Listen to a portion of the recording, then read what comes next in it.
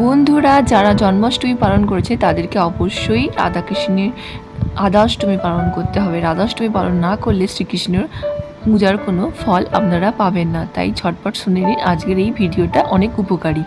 সংসারের সুখ, কল্যাণ, সুখ, সমৃদ্ধি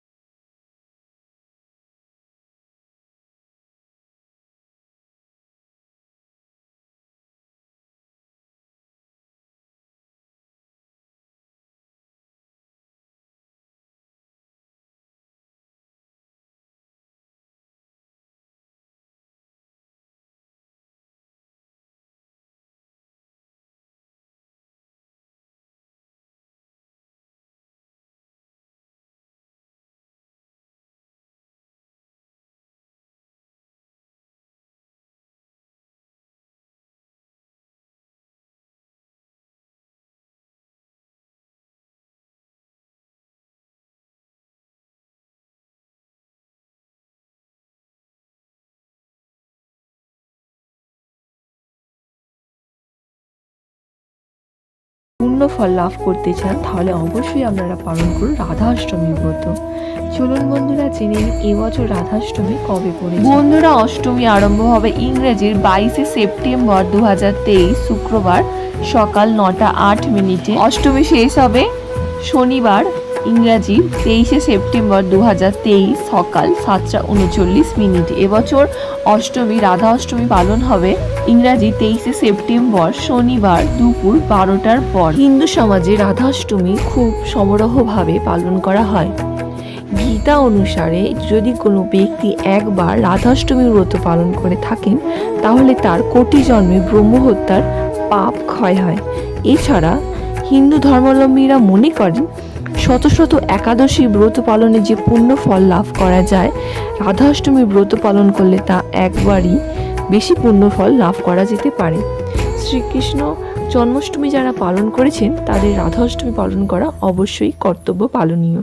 চলুন বন্ধুরা জেনে নিই রাধাষ্টমীর দিন কিভাবে রাধারানীকে খুশি করবেন আর তার সঙ্গে রাধাকৃষ্ণর আশীর্বাদ সর্বদা পেতে হলে কি কি নিয়ম আছে যেগুলো আমাদের পালন করে চলা উচিত। চলুন তাহলে জেনে নিই। এই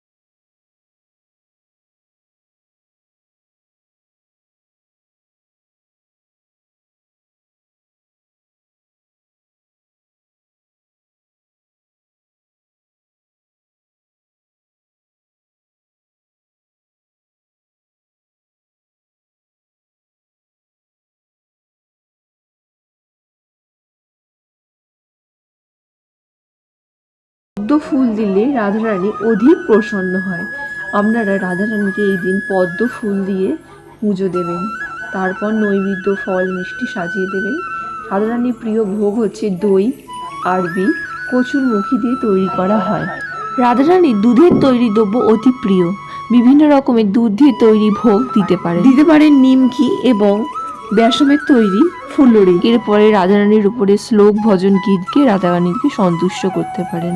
দুধের উপাদান দিলে ভালো হয়। প্রসাদের উপরে অবশ্যই আপনারা তুলসী পত্র দেবেন। বন্ধুরা ভিডিওটা তাহলে এখানেই শেষ করছি। ভালো লাগলে লাইক কমেন্ট শেয়ার সাবস্ক্রাইব করে আমার পাশে থাকবেন। দেখা হবে পরের কোনো অন্য ভালো ভিডিও নিয়ে। ততক্ষণ ভালো থাকবেন, সুস্থ থাকবেন।